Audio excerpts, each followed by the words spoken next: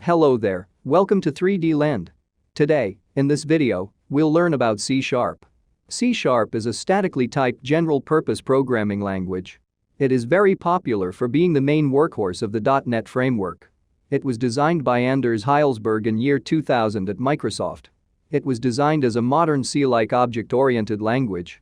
At first, it was going to be named Cool. Initially, programmers criticized C# as a copy of Java, but slowly, it became one of the most popular and loved languages. Today, C# can be used for building almost anything.